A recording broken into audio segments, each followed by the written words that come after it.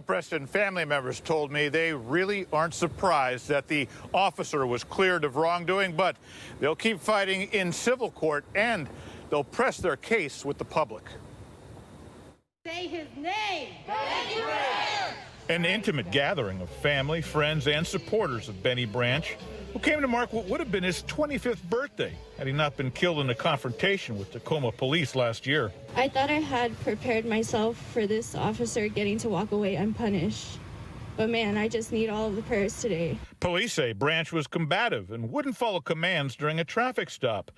Branch had an airsoft pistol in his waistband that looked like a firearm, and officers say Branch appeared to reach for it after their tasers failed to stop him. He didn't have a gun out. He didn't have a gun pointing it at anybody, so why should he get shot? Branch's family says the police shooting of Jacob Blake in Wisconsin proves the system needs to change. It's been happening for years, and they just get away with it.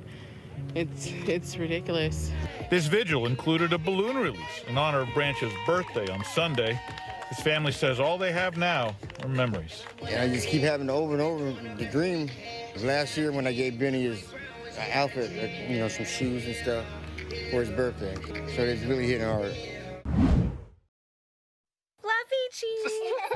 For the Lim family, the decision to give 6-month-old Alba and 5-year-old Liam the flu shot was easy. There was no question about it. Mom Marie and Dad Jay say they haven't always been consistent with the flu shot for themselves. But in the era of the COVID-19 pandemic, they will be. Just being more mindful of it, I think, this year. The Lims aren't the only one. CVS is one of several pharmacies locally that have received supply, and they've been busier than ever. This year is different because I think people are just more health conscious, trying to keep themselves healthy and their families healthy. And health experts say getting the vaccine is the best thing you can do to prepare for the flu season amid the pandemic. There's a lot of unknowns around how flu's going to interact. Is it going to co-infect the same people? Is it going to be displaced by COVID-19?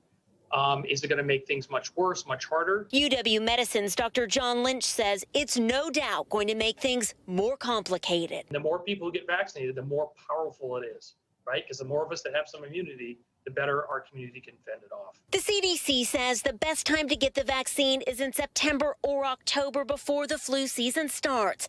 But getting it now, some doctors say, is much better than not getting it at all. We're just doing our part to keep our family safe and the community safe.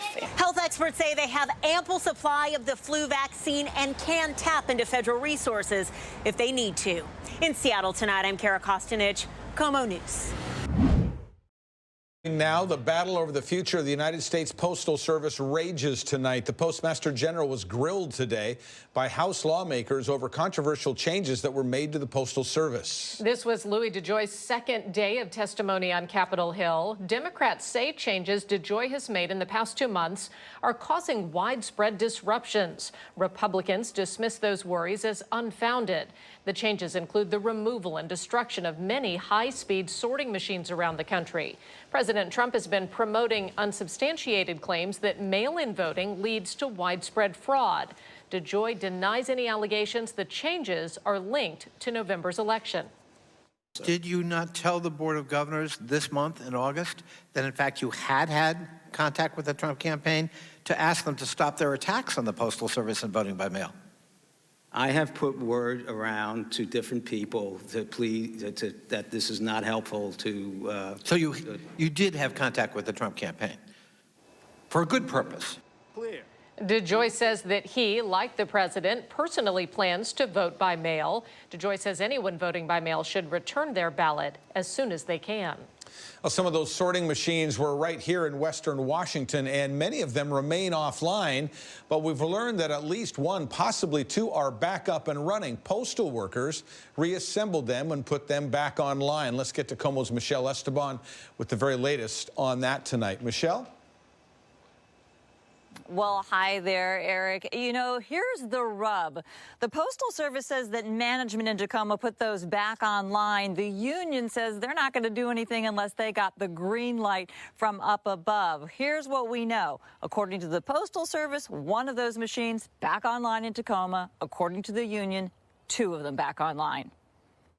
There's really very few places that actually do the high-speed processing. Just days after learning high-speed letter sorting machines were offline and disassembled as part of a cost-cutting move, KOMO has learned at least 2 are back online in Tacoma at the Postal Service's massive postal distribution mailing center. The response from customers has really been great. A lot of people don't appreciate things until they see it almost taken away, and people see the threat to the Postal Service at least perceived. Union leader David Yao for postal workers in Seattle thinks customer concerns heard this weekend nationwide and at a rally right here in Seattle is having an impact. It's very politicized, really on both sides. Tacoma union leadership says it started with 13 machines here, lost 4, but just got 2 back. And most of the machines have been expanded to sort even more mail. But it's not clear who gave them the go-ahead. Well, I know in Tacoma that there was one that had been taken offline, but then management had a change of heart about it and decided to put it back online. He doesn't know the exact reason for putting them back online, but assumes this. We may need that additional processing capacity down the road here, particularly with the general election coming up in November and an expected temporary surge in mailing at that time. The Postmaster General acknowledged today that changes have not gone smoothly. Delays occurred, but fixes are in the works. The Postal Service insists they have sufficient capacity for daily mail and that surge expected for the general election. There's nothing to worry about with the election mail. We've handled it for several years now. Parents, are you ready? School for most kids in Seattle Public Schools starts next week, and as we've been telling you, it's all remote learning. Today, the superintendent for Seattle Public Schools pledged a better system than what families saw in the spring. Only on KOMO, KOMO's Patrick Quinn sat down with Denise Juneau and gives us a breakdown of what to expect this semester and the issues the district is still working through. We need to be better from the emergency education that we were doing in the spring. Denise Juneau, superintendent for Seattle Public Schools, said they've heard the cries from parents. This fall, there will be more live teaching, consistency with start and end times, and more online resources for working parents who can't always be around. I want people to know that we have been engaged in this planning since we had to close our school building doors. Teachers wanting more time for training negotiated pushing the start of school to next Friday. Juneau said before then, there are still a few issues to iron out. Most notably, not all students can go remote, lacking reliable internet or access to a laptop or tablet. Our goal is to make sure every student in our system has a device. Juneau said they've already ordered more devices, but due to a backlog across the country, they're already delayed. Another issue? What about those students with special needs and must have in-person learning? Juneau said they're negotiating with teachers to make that happen safely. They'll be done in small numbers, and so it won't be like a full classroom of students. Some parents are opting for pods or private tutors. Juneau said this only furthers inequities in public education. Instead, she said, the district is now working with community centers to offer outside learning and a social outlet for kids. But at this point, she said this is not guaranteed and their focus remains on making remote learning work as best as it can. We know at the beginning of the school year, we're going to need some flexibility and grace. Patrick Quinn, KOMO News. When it comes to opening up classrooms full-time to all students, Juneau said the district will follow the advice of King County Public Health. If you'd like to see Patrick's entire interview with the superintendent, it's online. Just go to KOMOnews.com.